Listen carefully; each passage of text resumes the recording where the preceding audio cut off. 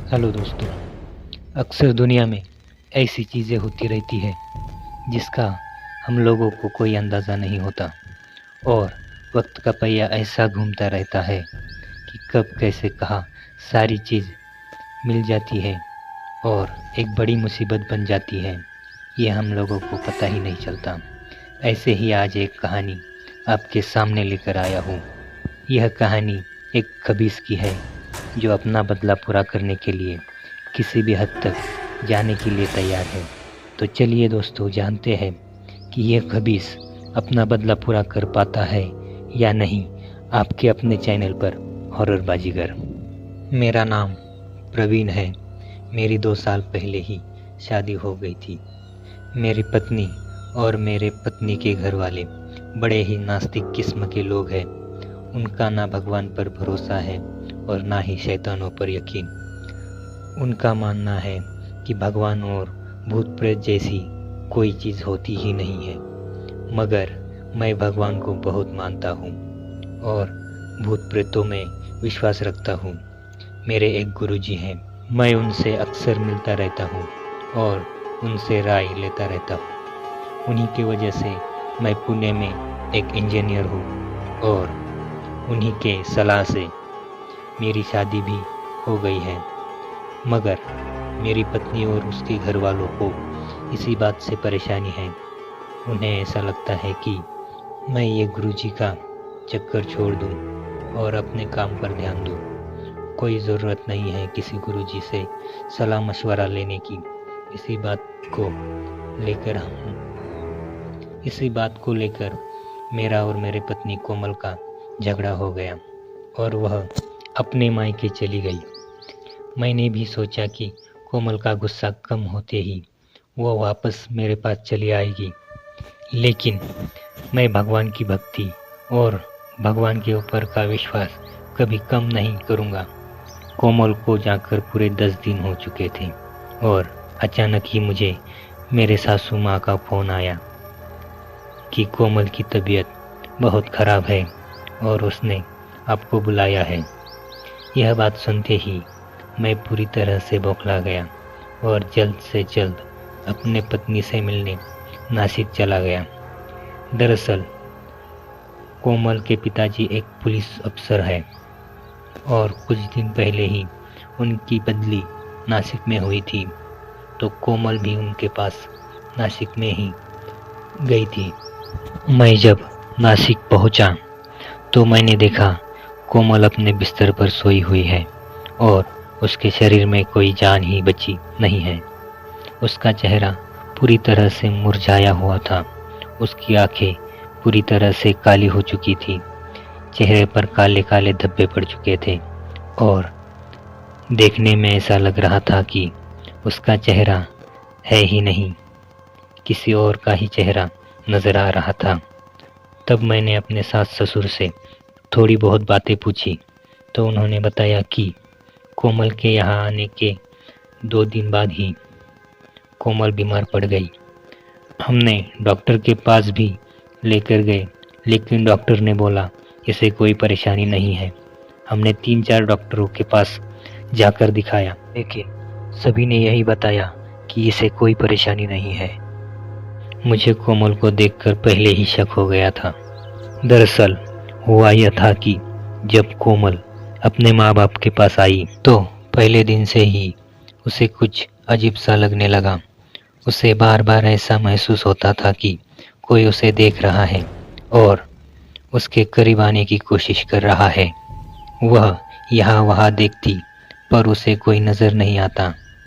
उसे हर बार अजीब सा एहसास होता जब वह रसोई में कुछ काम कर रही होती तो अचानक ही कोई चीज़ या कोई बर्तन धम से नीचे गिर पड़ता।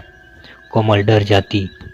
जब कोमल कमरे में अकेली होती तो उसे ऐसा लगता कि कोई उसका नाम पुकार रहा है। अचानक ही अंधेरे में कोई परछाई नजर आती। यह सारी चीज़ें एक पल में ही हो जाती थी और कोमल को लगता यह बस उसका वहम है। अगले दिन जब वह नहाने के लिए चली गई तब उसे ऐसा लगा कि उसके अलावा बाथरूम में कोई और भी है, मगर उसे कोई दिखता नहीं था। उसे हर बार ऐसा लगता कि उसे नहाते हुए, कपड़े बदलते हुए कोई देख रहा है। उसे अजीब सा ठंडा एहसास होता था। उसके गालों पर और उसके बालों पर कोई हाथ फेर रहा है। जब वह गहरी नींद में होती तब उसे अपने ऊपर बहुत भारी वजन महसूस होता। उससे वजन के कारण हिल-डुल नहीं पाती थी। ऐसा लगता था कि किसी ने उसे दबोच कर रखा है और उसके शरीर के साथ कोई खेल रहा है। जब वह पूरी तरह से जाग जाती तब वह एहसास कम हो जाता। उसने इस बारे में माता पिता से भी बात की, मगर सब लोग नास्तिक होने के कारण किसी ने उसके बात पर ध्यान नहीं दिया। और एक दिन जब कोमल के पिता नाइट शिफ्ट में चले गए, रात को कोमल और उसकी माँ ही घर पर थे। घर का काम खत्म करके खाना वाना खाकर सो गए, मगर कोमल को आधी नींद में किसी ने दबोच लिया और वही एहसास दोबारा से हुआ। मगर इस बार वह एहसास नहीं रहा। इस बार सच में ही कोई उसके साथ खेल रहा था, उसे दबोच रहा था, उसके बाल सहला रहा था। मगर कोमल पूरी तरह से जागी, फिर भी वह एहसास कम नहीं हुआ, या जो कोई था वह वहाँ से चला नहीं गया। उसने कोमल का मुंह बंद कर दिया और उसके साथ अजीब अजीब हरकतें करने लगा। कोमल अपने आप को छुड़ाने की कोशिश करने लगी, मगर वह छुड़ाती भी किससे? कोई भी नजर नहीं आ रहा था। थोड़ी ही देर में कोमल ने देखा कि उसके कपड़े अपने आप ही फट रहे हैं और किसी ने उसे बुरी तरह से दबोच कर रखा है और कोई उसके साथ सेक्स करने की कोशिश कर रहा है। ना ही तो वो हिल पा रही थी, ना ही किसी को आवाज दे पा रही थी। इन सारी बातों में कोमल बेहोश हो गई। तब से लेकर जब तक मैं वहाँ नहीं पहुँचा तब तक कोमल बेहोश ही थी। वह ना किसी को सुन पाती, किसी से बात कर पाती, बस इसी हालत में बिस्तर पर पड़ी हुई है। एक बार उसने अपनी माँ से मुझे बुलाने के लिए बोला और फिर से बेहोश हो गई। तब जाकर सास ससुर ने मुझे बुलाया था। मैंने तुरंत गुरुजी को फ़ोन किया और उन्हें सारी बात बताई। मैंने उन्हें तुरंत नासिक बुलाया। गुरुजी ने कहा, मैं आ तो जाऊंगा, मगर कल अमावस्या है और अमावस्या के दिन प्रेत आत्माओं की ताकत कई गुना बढ़ जाती है और शायद कल वह रूह तुम्हारे पत्नी को हमेशा के लिए अपने साथ ले जाएगी। उससे पहले ही हमें उसे बचाना होगा। लेकिन तभी अचानक मेरी पत्नी उठकर बेड पर खड़ी हो गई और मेरे तरफ देखकर कहने लगी, तू इसे बचाएगा तो कभी भी इसे नहीं बचा पाएगा। किसी भी ढोंगी को बुला दे, मगर मैं कल इसे अपने साथ लेकर जाऊंगा।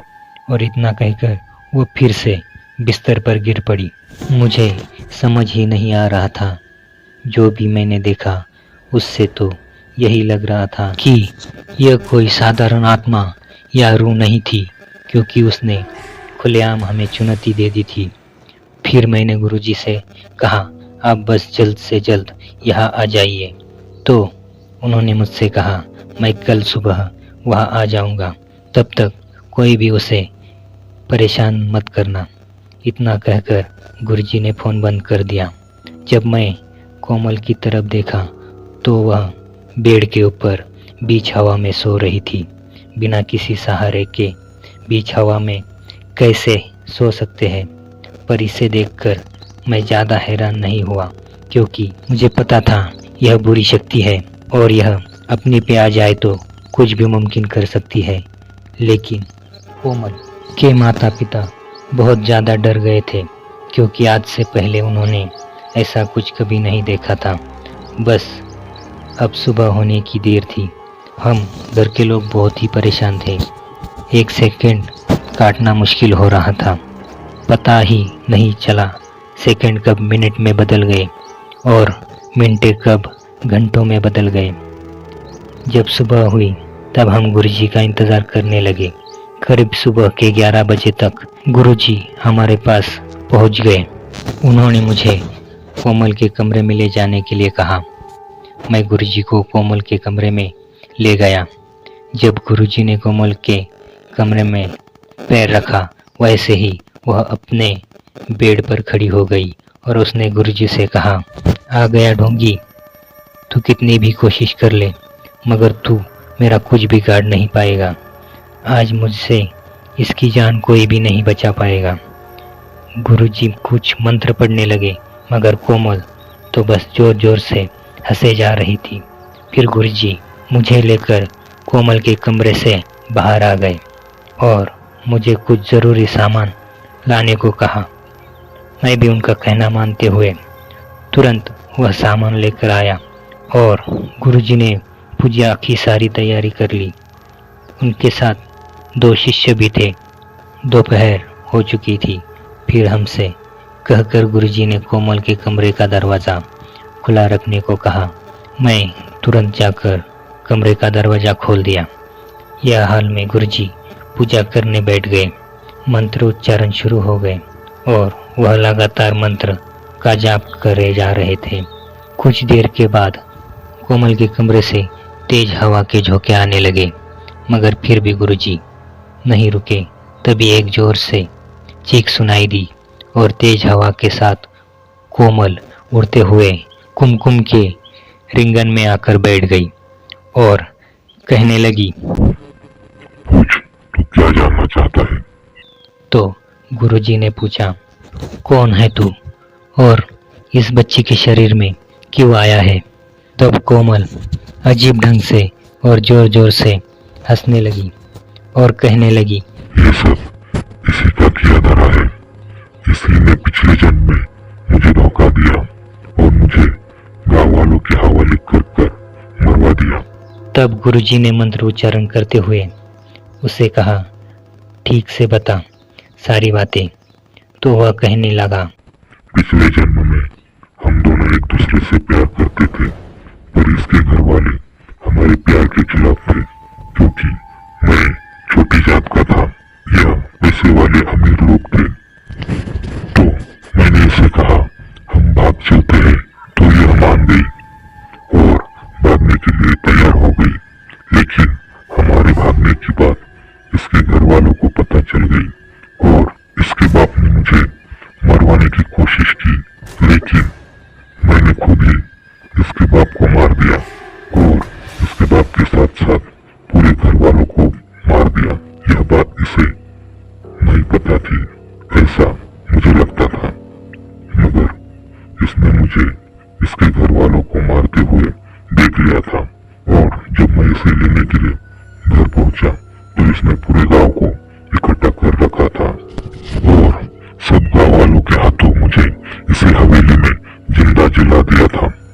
तब से आज तक मैं भटक रहा हूँ और जब आज यह खुद मेरे पास आ गई है तो अब मैं इसे अपने साथ लेकर जाऊंगा। तो गुरुजी बोले, तुम अगर सारे घर वालों को मार दोगे तो कौन सी लड़की तुम्हारे साथ शादी कर कर खुश रहेगी? गलती तुमने की थी, उसकी सजा भी तुम्हें मिली। अब इस लड़की को जाने दो। तो उसने कहा, ऐसा बिल्कुल नहीं होगा, मैं अपने प्यार को अपने साथ लेकर जाऊंगा। तो गुरुजी मंत्र बोलने लगे। वह मंत्र उसे कोमल के शरीर से बाहर निकालने के लिए थे, लेकिन जैसे ही गुरुजी के मंत्र शुरू हुए वैसे ही उस रूह ने एक कुर्सी गुरुजी के ऊपर फेंक दी। वह भी सिर्फ अपने आंखों से देखकर, मगर गुरुजी तुरंत पीछे हो गए। लेकिन जैसे ही गुरुजी पीछे हुए, ऊपर से झूमर आकर गुरुजी के सर पर गिर गया और गुरुजी बुरी तरह से घायल हो गए और वह रूह कोमल के शरीर के साथ वहां से भाग गई। गुरुजी बेहोश होने वाले थे, लेकिन बेहोश होते होते उन्होंने मुझसे कहा, अब सब तुम्हारे हाथ में है। आज किसी भी हालत में इसे कोमल की जान लेने से रोकना होगा, नहीं तो यह कोमल को मारकर अपने साथ लेकर जाएगा। इतना बोलकर गुरुजी बेहोश हो गए और मैं कोमल को ढूंढने लगा। मैं अंदर जाकर उसे आवाज़ देने ही वाला था कि तभी उसी की जोर जोर से हंसने की आवाज़ आई। ढूंढ सकता है तो ढूंढ मुझे, और वैसे भी तू मुझे ढूंढ के कर भी क्या लेगा, तेरा वो ढूंढे तो अब बचाने से रहा। तो मैंने भी उस रूह से कहा, तू कितनी भी कोशिश कर ले, मगर मेरे कोमल को तू कभी अपना नहीं बना सकेगा, ना ही मैं तुझे उसे अपने साथ ले जाने दूंगा। तो वह और जोर जोर से हंसने लगा और अचानक ही मेरे सामने आकर खड़ा हो गया और वह अपने ही दांतों से अपना ही हाथ काटने लगा। कोमल का हाथ बुरी तरह से घायल हो चुका था, बहुत सारा खून नीचे जमीन पर गिर रहा था और उस रूह ने मुझसे कहा, सुनना चाहता है अपनी कोमल की आवाज़ तो सुन। वैसे ही कोमल जोर जोर से रोने लगी और मुझसे कहने लगी, बचा लीजिए मुझे, बहुत दर्द हो रहा है, पता नहीं मुझे क्या हो रहा है, मगर मुझे बहुत दर्द हो रहा है, बचा लो मुझे। और अचानक फिर से वह रूह मुझसे कहने लगी, बचा बचा इसे, तू नहीं बचा सकता, कितनी भी कोशिश कर ले मगर मैं इसे नहीं छोड़ूंगा। इतना कहकर वह हवा में उड़कर मुझसे दूर जाने की कोशिश कर रहा था। तभी मैंने उसका हाथ पकड़ लिया और अपने करीब खींच लिया। मैंने तुरंत हनुमान चालीसा जोर जोर से पढ़ना शुरू कर दी। मैं उसे करीब लेकर उसके कान में हनुमान चालीसा पढ़ रहा था। वह रूह कोमल को मुझसे अलग ले जाने की कोशिश कर रहा था। उसने मेरे सर को एक दीवार पर पटक दिया और मेरे सर से बहुत सारा खून भी बहने लगा।